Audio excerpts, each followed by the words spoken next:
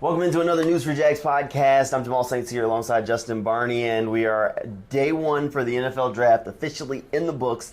Jaguars had a interesting night. Very interesting night. Safe to call it that. A little bit of moving around, looking for a guy, not sure who they're going to take. Yeah. It just, I mean, they're on the clock 3 times and they made one pick. So interesting. They had the 24th selection overall. Yep. They ended up picking 27th. Yeah. So also held the 25th slot for Right. a little while. So they traded with the Giants. The Mm-hmm. Giants came up one spot. Jacksonville got the 25th. They later traded with the Bills. Mm-hmm. The Bills came up and got 25, and Jacksonville ended up picking 27th. And they picked up 3 extra picks in that deal, and that was, I think that will help them going forward. Right. The question was, I mean, the draft board broke perfectly for Jacksonville. Perfectly in the first round to get guys that we thought would be there. Deonte Banks, Brian Branch, Nolan Smith. I mean, Michael Mayer, Dalton Kincaid. I mean, there were so many guys that we did not think that would be there with that 24th pick that were there. So a little surprised with the selection of Anton Harrison.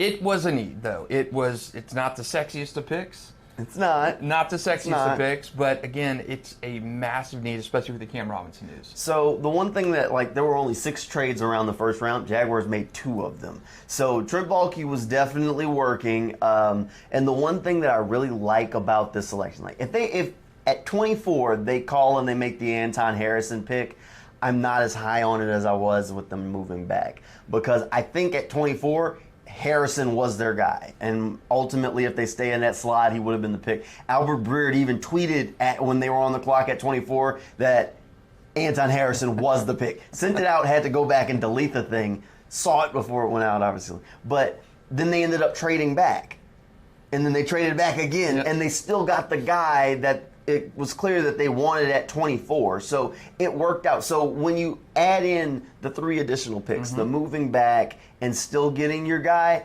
that's where I think this move grows on me. I think Harrison does fit a need. I think there's never a way you can go wrong when you're adding talent to the Duval wall in front of Trevor Lawrence, that offensive line.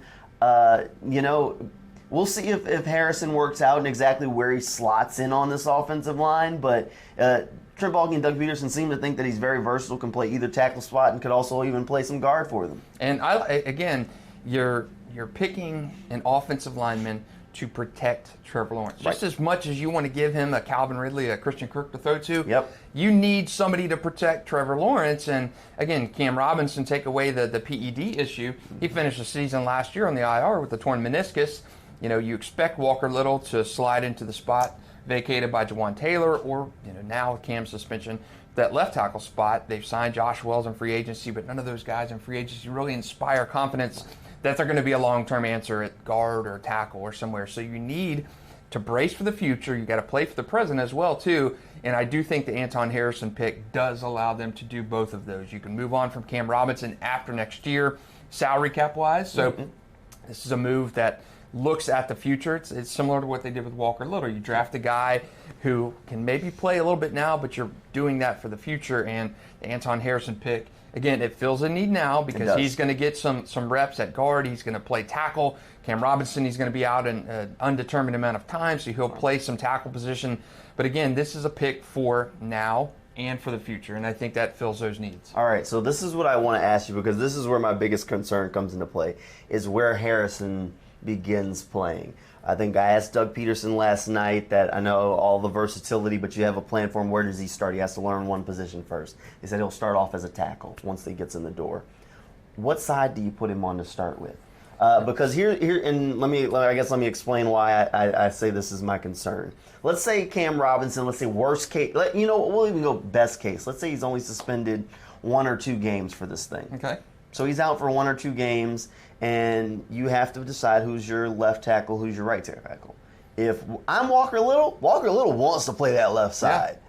So do you put Harrison on the left side and leave Walker on the right, knowing that gives you the continuity, or do you put Walker on the left because your guy wants to play that spot anyway, but then now you got to really shuffle your offensive line line together. And keep in mind, that's best case scenario. If Cam misses more time for that suspension, then it becomes that much more of a shuffle, because now all these guys have played 6 games possibly in these positions, and then Cam comes back, and do you want to leave Cam on the bench making that much money? Probably not. Right. So what do you do? I think you start with Walker Little at the left tackle. He's a natural left tackle. You filled in for Cam last year at left tackle when he was injured.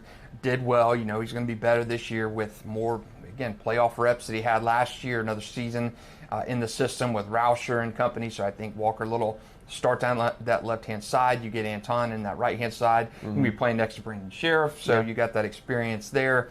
You got Josh Wells as a swing tackle for the time being, and, you know, you integrate Cam back into the system. You know, maybe Cam plays himself. Maybe Anton Harrison plays so well that Cam is not a guy who comes back and reclaims a starting spot right away. I mean, you'd love to have that problem if you're the Jaguars, but I think Walker Little goes to that left-hand side. He played it last year. This is third year in the system.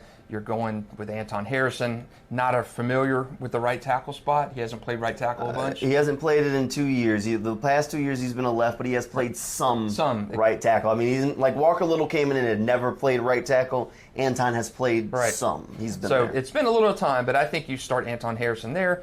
And again, I mean, the Ben Barch injury is a wild card. I mean, you've got Tyler Shatley, you know, who can play in that spot. But, you know, ideally you'd get Ben Barch back at some point. You know, he's probably going to start the year on the PUP list, you know, from that dislocated kneecap. So he's probably not going to be ready for training camp. So I think you're going to get a look at Anton Harrison at tackle, and I think you're going to get a look at him at that left guard spot. Just because, again, the positional versatility, and I think you'll eventually see him settle at a right tackle spot. Maybe Walker Little moves to left tackle full-time next year with no Cam. Yeah, I think that's the approach I'd kind of go with it. I mean, let's take it even one step farther. If you're Walker Little, are you willing to gamble your starting spot on playing well enough to keep Cam on that bench on the left side? I think so. You essentially see it as the suspension is almost an audition. And right. You play well enough, maybe the coaching staff has that confidence, or they see the price tag on Cam. Right. I mean, from a financial perspective, Cam is not going to be on this team in 2024. Walker Little will be. Harrison pick was a death warrant for Cam. Yeah, agree. He'd either have to rework that deal drastically, or he's gone. Yep, and again, you're talking about drafting and developing. I mean, Cam, again, he was probably going to be a salary cap casualty or restructure kind of guy next year when that guaranteed money dissolves quite a bit. You can't cut him this year just from the financial hit you would take on that. Yeah. But again, I think this move with Anton Harrison in the first round is it's kind of a signal to Cam Robinson that says, okay, you know, your time, you're on the clock here in Jacksonville. Walker Little, to me, you spent a second round pick on Walker Little. You've invested in him. You've kind of rolled with the punches with him. He's done everything you've asked him to. This is going to be Walker Little's year, the prove it year for him, for Walker Little. And I do think this is a great audition for him to be that left tackle of the future. He's getting into that contract year as well, like a Devon Hamilton, where you're going to get paid if you prove that you can play. They want to keep that homegrown talent here, and again, that's a Walker Little kind of guy. And that's what good teams do, and you have to find a way to keep that homegrown talent and do it at high-priced positions. Anton Harrison is definitely a guy with a ton of position. He's a young player. He's a little bit of a different tackle than some of the guys that the Jaguars have had in the past. I know, like even Cam's more of like a physical mauler kind of guy. Anton Harrison, a little bit more of a finesse kind of guy at that tackle spot. Not to say that he can't get physical, just saying that that's not necessarily the calling card of his game. So a little bit different as, you know, this coaching staff, these position coaches start to put their kind of fingerprint on the kind of players that they like at the positions.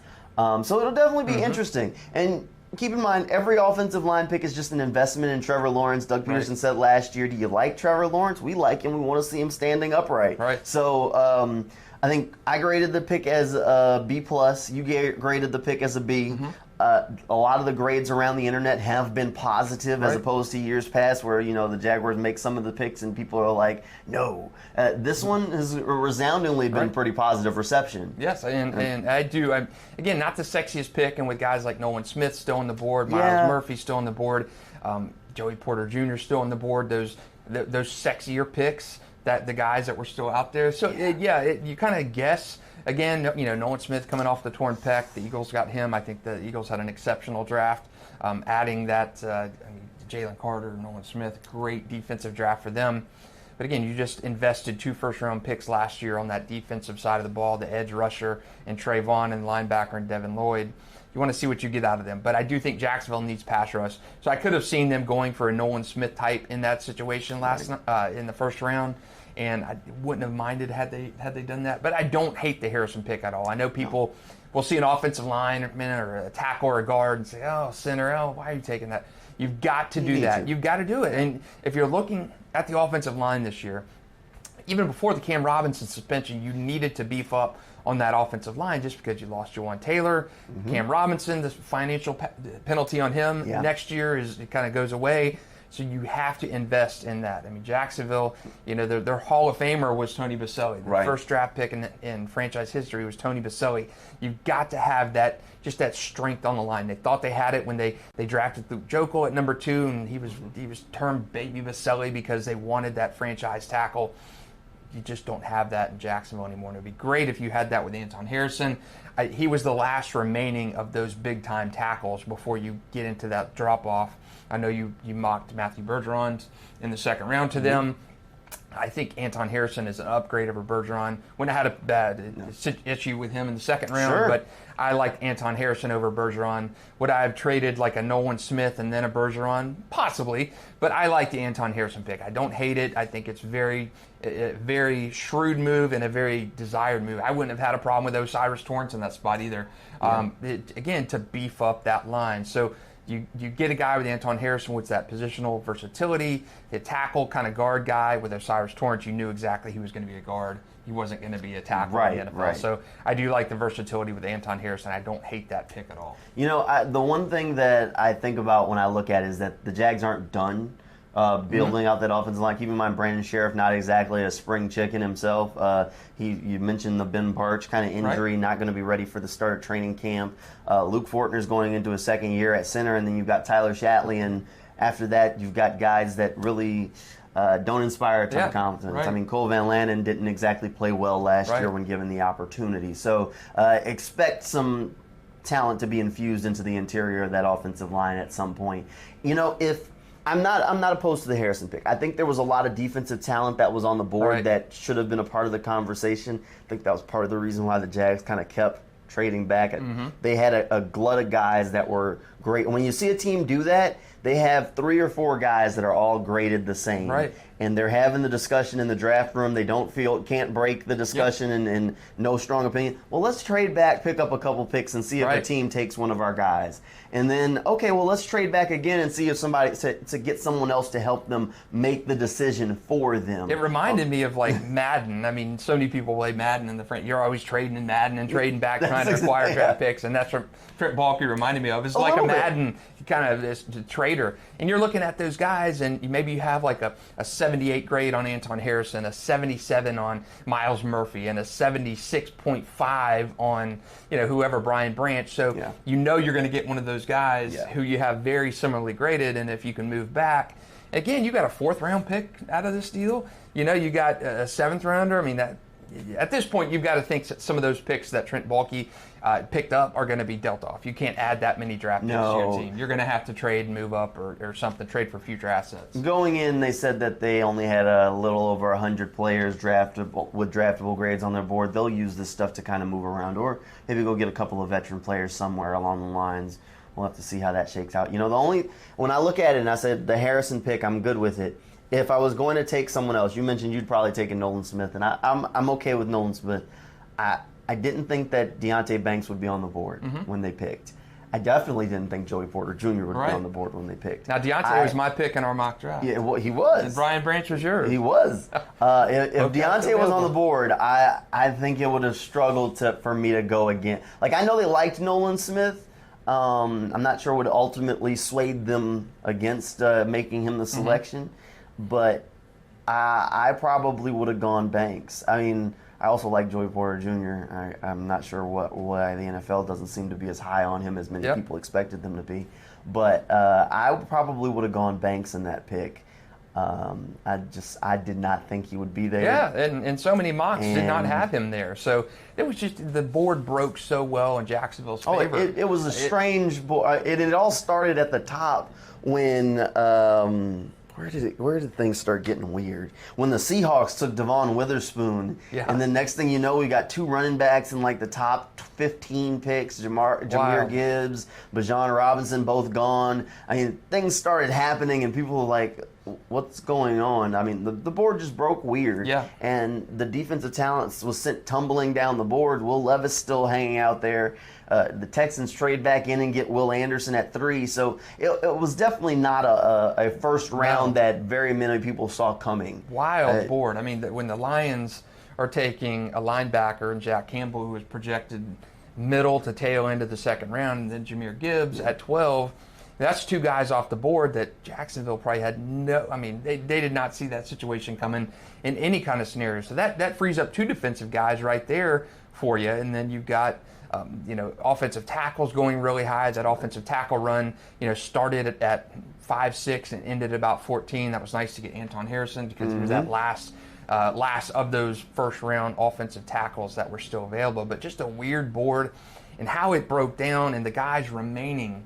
Just unbelievable how that board broke. So I think it fell in Jacksonville's favor. I do think the remainder of the draft, they have so much ammo to move around, and you're going to get, it reminds me of the Jawan Taylor draft where you thought Jawan Taylor was a first-round pick. Sure. I mean, in mock drafts, he's going inside the top 15, and lo and behold, I believe that was the Josh Allen draft. Was that the Josh Allen? Sounds right. And, you get Josh Allen in 7th overall, and then Jawan Taylor in the 2nd round.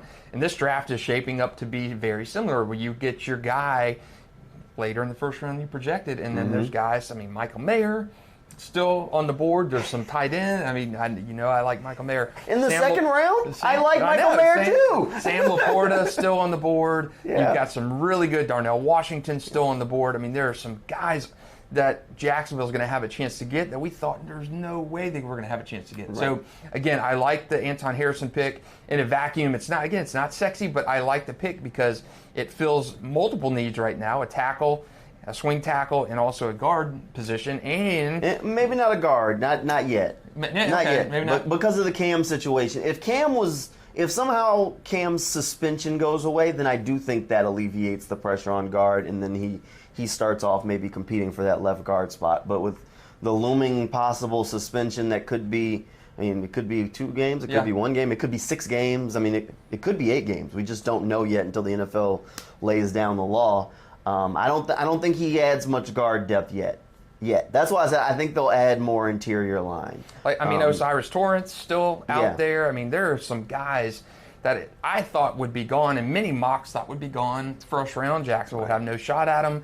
And again, I had Deonte Banks going to the Jags at 24 in a mock draft where there was guys, Brian Branch gone, Michael Mayer gone. There were many guys in our mock draft, and I know in many other mock drafts that were not available for Jacksonville.